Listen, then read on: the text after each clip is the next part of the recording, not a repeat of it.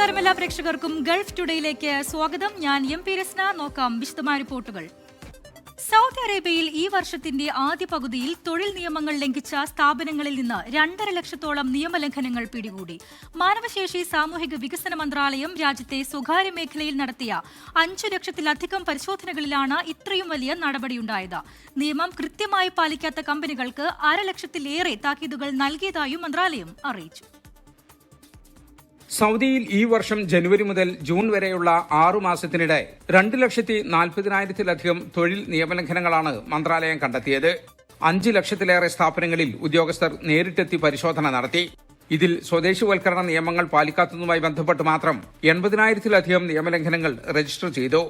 പുതിയ സാങ്കേതികവിദ്യ അടിസ്ഥാനമാക്കിയുള്ള സ്മാർട്ട് ഇൻസ്പെക്ഷൻ സംവിധാനം വഴിയാണ് 60,000-ലധികം കേസുകൾ വേഗത്തിൽ കണ്ടെത്തിയത്.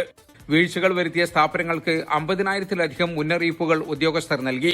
എന്നാൽ രാജ്യത്തെ 2 ലക്ഷത്തിലധികം സ്വകാര്യ സ്ഥാപനങ്ങൾ നിയമങ്ങൾ കൃത്യമായി പാലിച്ചതായി റിപ്പോർട്ടിലുണ്ട്. സ്വദേശികൾക്ക് സുരക്ഷിതമായ ജോലി ഉറപ്പാക്കാനും വിപണിയിൽ തുല്യത നിലനിർത്താനും പരിശോധനകൾ ഇനിയും തുടരുമെന്ന് അധികൃതർ അറിയിച്ചു. 24 ജിദ്ദ. യുഎഇയിലെ ഇന്ത്യൻ പൌരന്മാരുടെ പാസ്പോർട്ട് വിസ സേവനങ്ങളിലെ പ്രതിസന്ധി കനക്കുന്നു. ഇന്ത്യൻ കോൺസുലേറ്റിലും എംബസിയിലും മാത്രമാണ് ഇപ്പോൾ സേവനം ലഭിക്കുന്നത്. നിയമക്കുരുക്ക് മൂലമാണ് പാസ്പോർട്ട് വിസ അറ്റസ്റ്റേഷൻ സേവനങ്ങൾക്കായി പുതിയ കമ്പനിക്ക് ചുമതലയേൽക്കാൻ കഴിയാത്തത്. ദുബായിൽ നിന്ന് മുഹമ്മദ് റഹീസ് തയ്യാറാക്കിയ റിപ്പോർട്ട് കാണാം. യുഎയിലെ ഇന്ത്യൻ പൗരന്മാർ പാസ്പോർട്ട് വിസ സേവനങ്ങളിൽ നേരിടുന്ന പ്രതിസന്ധി അത് കൂടുതൽ രൂക്ഷമാകും എന്നതിൻ്റെ സൂചനകളാണ് ഈ ദിവസങ്ങളിൽ പുറത്തു വരുന്നത്. നേരത്തെ ഈ സേവനങ്ങളുടെ ഒക്കെയും ഒരു ഔട്ട്സോഴ്സിംഗ് കമ്പനി ഉണ്ടായിരുന്നു. ആ കമ്പനിയെ മാറ്റിക്കൊണ്ട് പുതിയ കമ്പനിക്ക് കഴിഞ്ഞ മാസമാണ് ചുമതല നൽകിയത്. നേരത്തെ അറിയിച്ചത് പ്രകാരം ഈ മാസം 1-ാം തീയതി, അതായത് ഇന്നലെ മുതൽ ഈ സേവനങ്ങൾ പുതിയ കമ്പനി ഏറ്റെടുക്കുമെന്നും വിവിധ കേന്ദ്രങ്ങളിലായി പാസ്പോർട്ട് വിസ സേവനങ്ങൾ ഇന്ത്യൻ പൗരന്മാർക്ക് നൽകി വരുമെന്നാണ് ഈ കമ്പനിയും ഒപ്പം തന്നെ വിവിധ അധികൃതരുമൊക്കെ അറിയിച്ചത്. പക്ഷേ അതിനിടയിൽ ഒരു നിയമപ്രശ്നം വരികയും പഴയ കമ്പനി കോടതിയെ സമീപിക്കുകയും ചെയ്തു. അങ്ങനെ ആ കേസ് തുടർന്നു പോകുന്നതിനാൽ ഇപ്പോഴും പുതിയ കമ്പനിക്ക് ചുമതല ഏറ്റെടുക്കാൻ കഴിഞ്ഞിട്ടില്ല. അതുകൊണ്ട് തന്നെ നിലവിൽ പാസ്പോർട്ട് ഒപ്പം തന്നെ ഈ വിസ സേവനങ്ങളൊക്കെ നൽകി വരുന്നത് ഇന്ത്യൻ കോൺസുലേറ്റും ഒപ്പം തന്നെ എംബസിയുമാണ്. കോൺസുലേറ്റിൻ്റെയും ഒപ്പം തന്നെ എംബസിയുടെയും ഒക്കെ മുന്നിൽ സജ്ജീകരിച്ചിരിക്കുന്ന പുതിയ കേന്ദ്രങ്ങളിൽ വേണം ഇത്തരത്തിലുള്ള സേവനങ്ങൾക്കായി ജനങ്ങൾ എത്തിച്ചേരേണ്ടത്. അത് വലിയ പ്രതിസന്ധി ഉണ്ടാക്കിയിരിക്കുകയാണ്. കാരണം ഒരു ടോക്കണിംഗ് സംവിധാനം ഒന്നുമില്ല. ആദ്യം ചെല്ലുന്നവർക്ക് ആദ്യം എന്ന മുറയ്ക്കാണ് ഇവിടെ സേവനം നൽകി വരുന്നത്. അതുകൊണ്ട് തന്നെ രാവിലെ മുതൽ തന്നെ ആളുകൾ എത്തേണ്ടതായി വരുന്നു. സമയം നോക്കുകയാണെങ്കിൽ രാവിലെ 9 മണി മുതൽ 12:30 വരെ മാത്രമാണ് ഈ കേന്ദ്രങ്ങളിലൊക്കെയും എത്താൻ കഴിയുന്നത്. ഇന്ത്യൻ എംബസിയിലും ഒപ്പം തന്നെ ദുബായ് കോൺസുലേറ്റിലും എത്തേണ്ട സമയം ഇതാണ്. അപ്പോൾ ആദ്യം വരുന്നവർക്ക് ആദ്യം സേവനം നൽകി വരുന്നു. അങ്ങനെ കൂടുതൽ ആളുകൾ രാവിലെ തന്നെ എത്തേണ്ടതായി വരുന്നുണ്ട്. ഒപ്പം തന്നെ ടോക്കണിംഗ് സംവിധാനം ഇല്ലാത്തതിൻ്റെ പ്രശ്നമുണ്ട്. മാത്രമല്ല ദൂരെയുള്ള എമിറേറ്റുകളിലും മറ്റുമൊക്കെ ഉള്ളവർ എത്തേണ്ടതിൻ്റെ ബുദ്ധിമുട്ടുകളും വലുതായി ഉയർന്നു വരികയാണ്. നിലവിൽ പ്രവാസി സംഘടനകൾ ഒപ്പം തന്നെ വിവിധ മറ്റ് സംഘടനകളൊക്കെ ഈ വിഷയത്തിൽ ഇടപെട്ടിട്ടുണ്ട്. പ്രത്യേകിച്ച് മലയാളി പ്രവാസി സംഘടനകളൊക്കെ പെട്ടെന്നൊരു തീരുമാനം ഉണ്ടാകണം, പ്രവാസികളുടെ പ്രശ്നങ്ങൾ മാറ്റണം എന്നുള്ള ഒരു ആവശ്യം മുന്നോട്ട് വെച്ചിട്ടുണ്ട്. മാത്രമല്ല കാർഡ് പേയ്മെന്റ് മുതലായവയൊന്നും തന്നെ ഇവിടെ നടത്താൻ കഴിയില്ല. കൃത്യം പൈസ കയ്യിൽ കരുതണം എന്നതടക്കമുള്ള നിർദ്ദേശങ്ങളാണ് ഉള്ളത്. ഫോം ഫില്ല് ചെയ്ത് നൽകുന്നതിലുമൊക്കെയുള്ള നിർദ്ദേശങ്ങൾ എംബസിയും കോൺസുലേറ്റും ഒക്കെ പുറപ്പെടുവിച്ചിട്ടുണ്ട്. എന്തായാലും ആളുകൾക്ക് കൂടുതൽ എളുപ്പത്തിൽ ഈ സേവനങ്ങൾ നൽകി വരാൻ കഴിയുന്നില്ല. ഏതാണ്ട് ഒരാഴ്ചയായി ഈ സേവനങ്ങൾ മന്ദഗതിയിലാണ്. ഈ നിലയ്ക്ക് കഴിഞ്ഞ അതോറിറ്റി അറിയിച്ചിരുന്നത് അല്ലെങ്കിൽ ഔട്ട്സോഴ്സിംഗ് കമ്പനി അറിയിച്ചിരുന്നത് ഈ 1-ാം തീയതി വരെ എമർജൻസി അപ്പോയിൻമെൻറ്റുകൾ മാത്രമായിരിക്കും സ്വീകരിക്കുക എന്നുള്ളൊരു അറിയിപ്പ് വന്നു. ആ എമർജൻസി അപ്പോയിൻമെൻറ്റുകൾ കഴിഞ്ഞ് ഇന്നലെ മുതൽ ഈ സേവനങ്ങൾ സാധാരണ നിലയിലാകേണ്ടതായിരുന്നു. പക്ഷേ അത് ഇതുവരെയും ആകാൻ കഴിഞ്ഞിട്ടില്ല. നിലവിലും കേസ് നടന്നുകൊണ്ടിരിക്കുകയാണ്. എന്തായാലും നേരത്തെ ഇത്തരത്തിൽ ഈ ഫീസ് വർധനവുമായി ബന്ധപ്പെട്ടൊക്കെയും വിവിധ സേവനങ്ങളുടെ ഫീസ് വർദ്ധിപ്പിക്കുന്നതിൽ പ്രവാസികൾ വലിയ പ്രതിഷേധമുയർത്തിയിരുന്നു. അവർക്ക് വലിയ ബുദ്ധിമുട്ടുണ്ടാക്കുന്നതായിരുന്നു. അതിനോടൊപ്പം തന്നെ ഒരു ഇരുട്ടടിയായി ഇതുകൂടി മാറിയിരിക്കുകയാണ്. എന്തായാലും വലിയ പ്രതിസന്ധി ഉടലെടുത്തിരിക്കുന്നു. അത് എത്ര ദിവസം തുടർന്നു പോകും എന്നതാണ് ഇനി കാണേണ്ടത്. വിദേശത്തു നിന്ന് അപേക്ഷിക്കുന്ന ഇന്ത്യൻ പൌരന്മാരുടെ പാസ്പോർട്ട് സേവന ഫീസ് വർധന പുനഃപരിശോധിക്കണമെന്ന് ഇന്ത്യൻ കൾച്ചറൽ ഫൗണ്ടേഷൻ ആവശ്യപ്പെട്ടു. നിലവിലെ നിരക്കിൽ 50% കുറവ് വരുത്തണം. ഇതു സംബന്ധിച്ച് പ്രധാനമന്ത്രിക്കും വിദേശകാര്യ മന്ത്രാലയത്തിനും സംഘടന നിവേദനം നൽകി. ലോകത്തിന്റെ വിവിധ ഭാഗങ്ങളിൽ ജോലി ചെയ്യുന്ന ദശലക്ഷക്കണക്കിന് പ്രവാസി ഇന്ത്യക്കാർ രാജ്യത്തിന്റെ സാമ്പത്തിക വളർച്ചയുടെ പ്രധാന ചാലക ശക്തികളാണെന്ന് ICF ചൂണ്ടിക്കാട്ടി. എന്നാൽ ഒരു പൌരന്റെ അടിസ്ഥാനാവകാശമായ പാസ്പോർട്ട് സേവനങ്ങൾക്ക് ഇന്ത്യയിലെ നിരക്കുകളേക്കാൾ 10 മടങ്ങ് അധികം തുക പ്രവാസികളിൽ നിന്ന് ഈടാക്കുന്നത് നീതിയുക്തമല്ലെന്ന് സംഘടന അഭിപ്രായപ്പെട്ടു. സൈബർ കുറ്റകൃത്യങ്ങളിൽ നിന്ന് കുടുംബങ്ങളെ സംരക്ഷിക്കുന്നതിനുള്ള പാഠങ്ങൾ രാജ്യത്തെ വിദ്യാഭ്യാസ സിലബസിൽ ഉൾപ്പെടുത്താൻ സൗദി ഷൂറ കൌൺസിൽ ആവശ്യപ്പെട്ടു.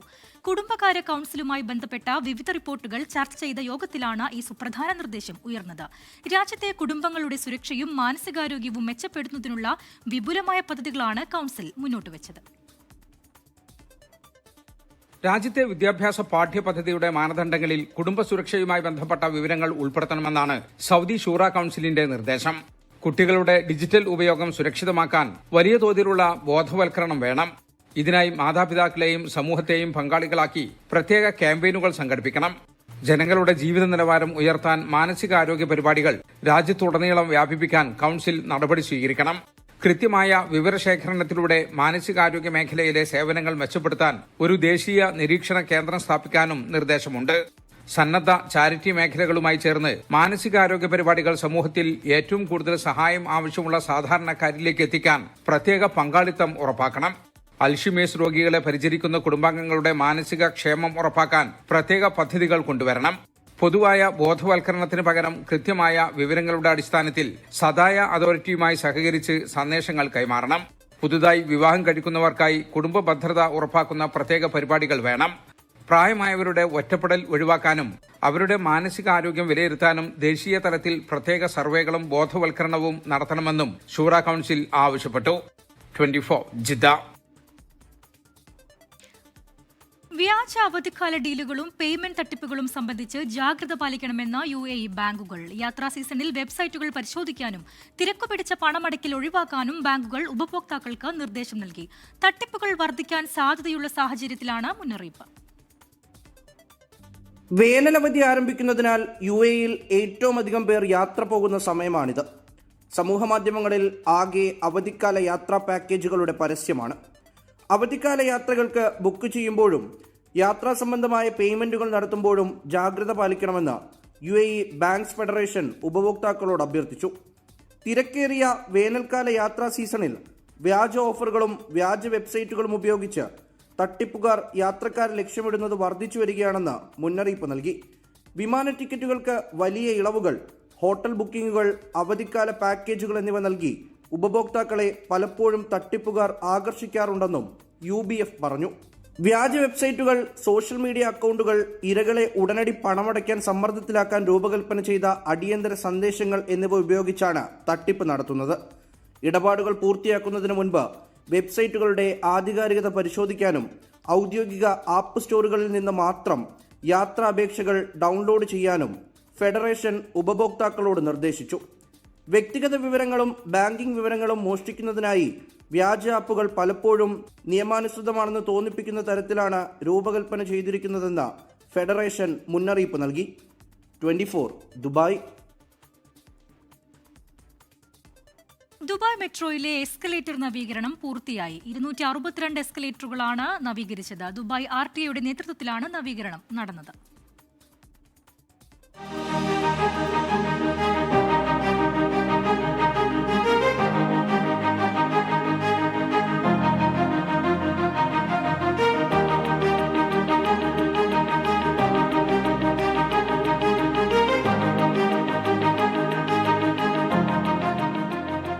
Dubai roads and transport authority Keolis MHIയുമായി സഹകരിച്ചാണ് ദുബായ് മെട്രോ ശൃംഖലയിൽ ഉടനീളമുള്ള എസ്കലേറ്ററുകളുടെ നവീകരണം പൂർത്തിയാക്കിയത്.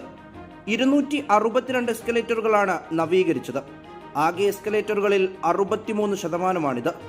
സുരക്ഷ, വിശ്വാസ്യത, യാത്രക്കാരുടെ സൗകര്യം മെച്ചപ്പെടുത്തുക എന്നിവ ലക്ഷ്യമിട്ടാണ് നവീകരണം. ഉപകരണങ്ങളുടെ കേടുപാടുകൾ തടയാനും നവീകരണം കൊണ്ട് കഴിയുന്നുണ്ട്. സ്മാർട്ട് സുസ്ഥിര ഗതാഗതത്തിന്റെ ആഗോള പട്ടികയിൽ മുന്നിലുള്ള ദുബായിയുടെ സ്ഥാനം നിലനിർത്താനും ഇത്തരം പ്രവൃത്തികൾ അനിവാര്യമാണ്. ഡ്രൈവ് സിസ്റ്റംസ്, മോട്ടോർ യൂണിറ്റുകൾ എന്നിവയുൾപ്പെടെയുള്ള പ്രധാന ഭാഗങ്ങളുടെ മാറ്റിസ്ഥാപിക്കലും നവീകരണവും നടന്നിട്ടുണ്ട്. മെട്രോ സേവനങ്ങൾ തടസ്സപ്പെടാതിരിക്കാൻ അറ്റകുറ്റപ്പണികൾ ശ്രദ്ധാപൂർവം ആസൂത്രണം ചെയ്തിരുന്നതായി RTA റെയിൽ ഏജൻസിയിലെ rail maintenance director Dawood Al Rais പറഞ്ഞു. രാത്രിയിലാണ് പണി നടത്തിയിരുന്നത്. ഏറ്റവും ഉയർന്ന സുരക്ഷാ മാനദണ്ഡങ്ങൾ പാലിച്ചാണ് നവീകരണം പൂർത്തിയാക്കിയത്. ഏറ്റവും മികച്ച അടിസ്ഥാന സൗകര്യമുള്ള നഗരമാക്കി ദുബായിയെ മാറ്റുക എന്ന ലക്ഷ്യത്തിനുള്ള വിഷൻ 2030 കരുത്തു പകരുന്നതാണ് നവീകരണ പരിപാടികൾ. 24 ദുബായ്. Welcome back. വീണ്ടും വാർത്തകളിലേക്കാണ്. വിശുദ്ധ കാബ കഴുകൽ ചടങ്ങിനുള്ള പ്രത്യേക ഉപകരണങ്ങൾ നിർമ്മിച്ചത് സൗദി അറേബ്യയിലെ വിർത്ത് റോയൽ ഇൻസ്റ്റിറ്റ്യൂട്ടിലെ വിദ്യാർത്ഥികളും വിദഗ്ധരും ചേർന്നാണ്. ഹറം കാര്യങ്ങൾക്കായുള്ള ജനറൽ അതോറിറ്റിയുമായി സഹകരിച്ച് 50 ദിവസത്തെ കഠിനാധ്വാനത്തിലൂടെയാണ് ഈ ഉപകരണങ്ങൾ ഇവർ തയ്യാറാക്കിയത്. പരമ്പരാഗത സൗദി കരകൗശല വിദ്യകൾ ഉപയോഗിച്ച് നിർമ്മിച്ച ഈ ഉപകരണങ്ങൾ മികച്ച ക്രാഫ്റ്റിന്റെയും ഭംഗിയുടെയും ഉദാഹരണമായി മാറി. കഴിഞ്ഞ ദിവസമാണ് മക്കയിലെ വിശുദ്ധ കഅബ കഴുകൽ ചടങ്ങ് നടന്നത്. ഭരണാധികാരി സൽമാൻ രാജാവിനു വേണ്ടി മക്ക ഡെപ്യൂട്ടി അമീർ സൗദി ബിൻ മിഷാൽ രാജകുമാരൻ ഈ വിശുദ്ധ ചടങ്ങിന് നേതൃത്വം നൽകി.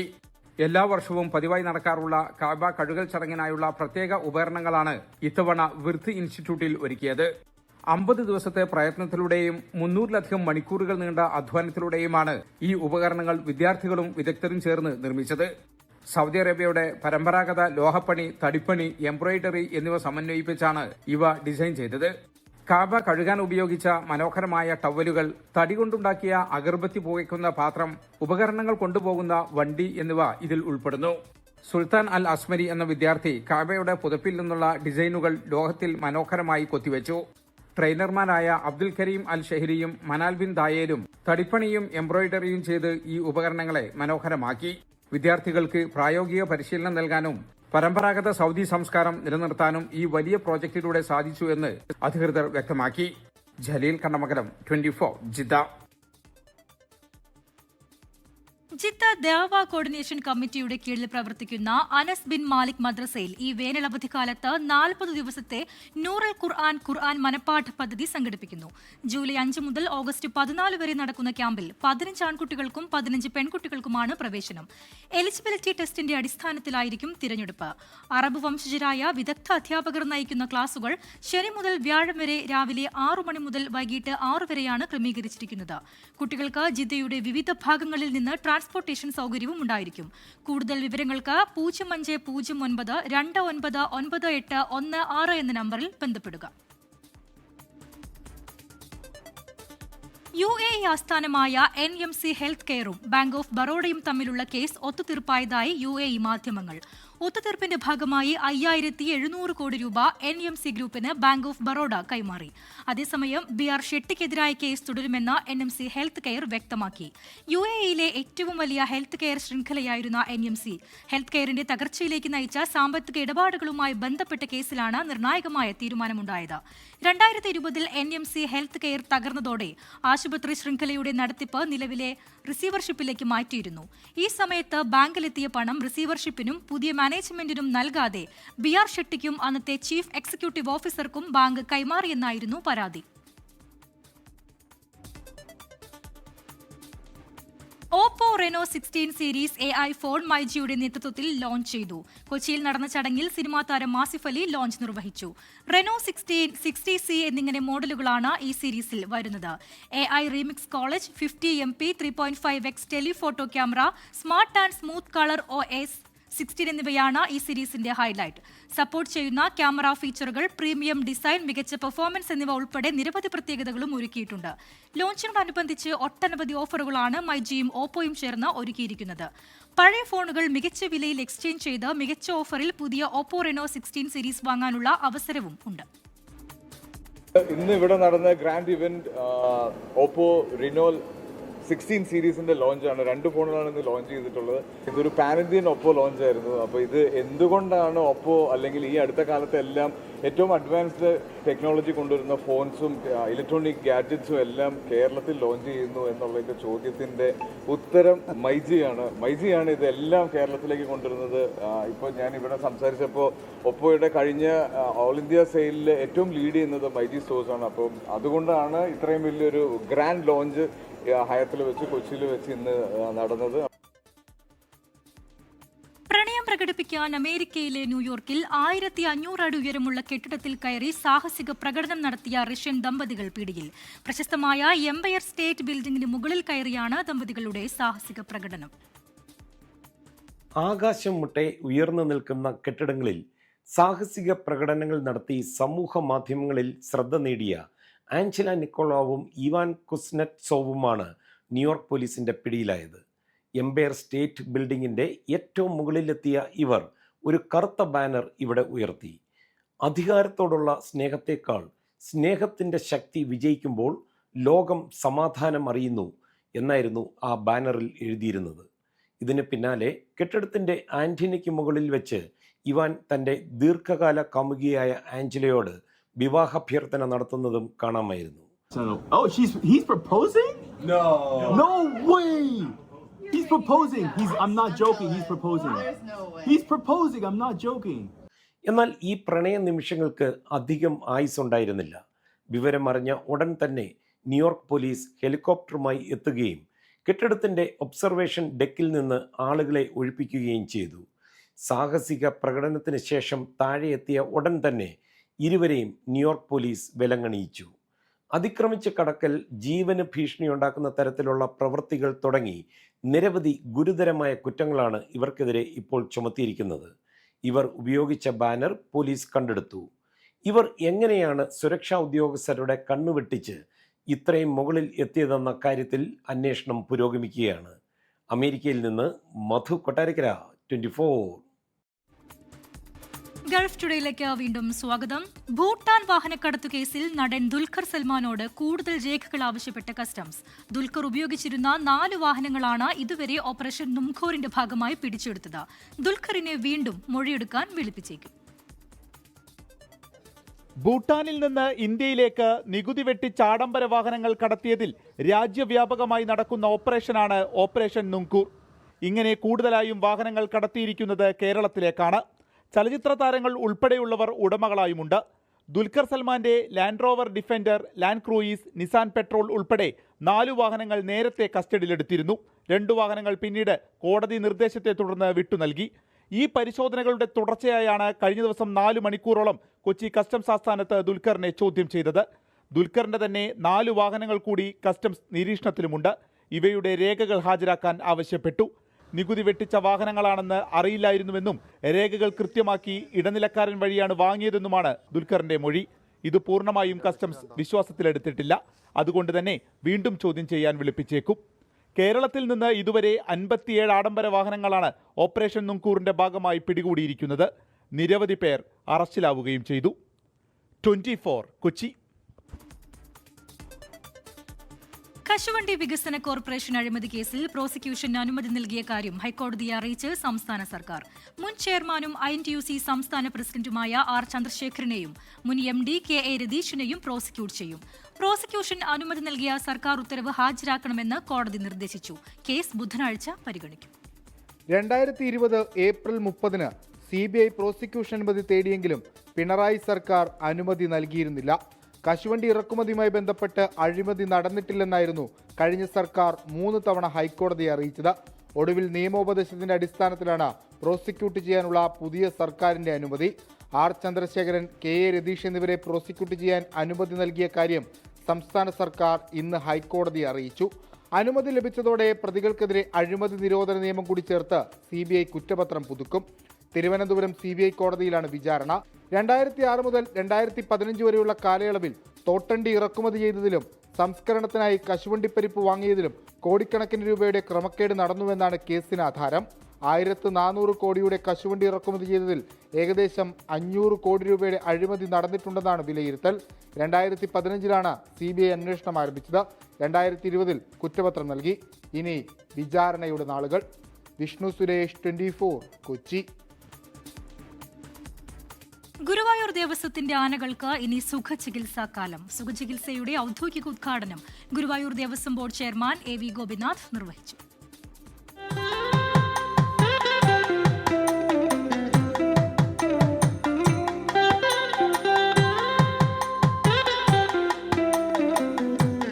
നല്ലവണ്ണം എണ്ണ തേച്ചു കുളിപ്പിക്കും.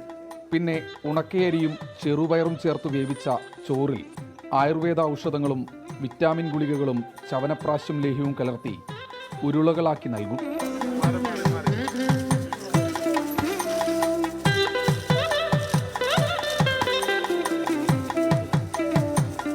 നല്ല അനുസരണയോടെയാണ് ഗജവീരന്മാർ സുഖചികിത്സയ്ക്കായി അണിനിരുന്നത്. ദേവസ്വത്തിന്റെ 35 ആനകൾക്കായി 9 ലക്ഷം രൂപ ചെലവിട്ടാണ് സുഖചികിത്സ. ആനകളെ സംബന്ധിച്ചിടത്തോളം സുഖചികിത്സ ഒരു സുഖചികിത്സ തന്നെയാണ്.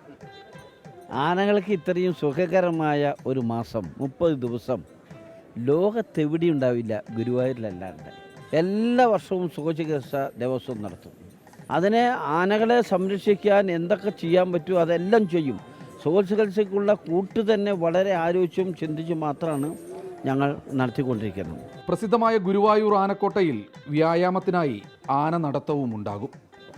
എന്തൊക്കെ ഇൻഫ്രാസ്ട്രക്ചർ ഡെവലപ്മെൻറ്റ് വേണമോ അതടക്കമുള്ള കാര്യങ്ങൾ വെച്ചുകൊണ്ട് ഈ പുന്നത്തൂർ കോട്ട നവീകരിക്കുന്ന കാര്യം ഉൾപ്പെടെ അടുത്ത വർഷം സുഖചികിത്സ ഇന്നും ഫലപ്രദമായിട്ട് നന്നായിട്ട് ഒരു വലിയ തൃശ്ശൂർ പൂരം പോലെ ഒരു ഉത്സവമായിട്ട് തന്നെ ഇവിടെ നടത്താൻ ആണ് ഗുരുവായൂർ ദേവസ്വം ആഗ്രഹിക്കുന്നത്.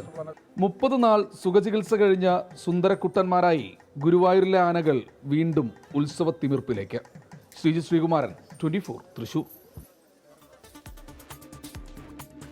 ഈ റിപ്പോർട്ടോടെ ഗൾഫ് ടുഡേ പൂർത്തിയാവുകയാണ്. പ്രിയ പ്രേക്ഷകർക്ക് ശുഭരാത്രി. Good night.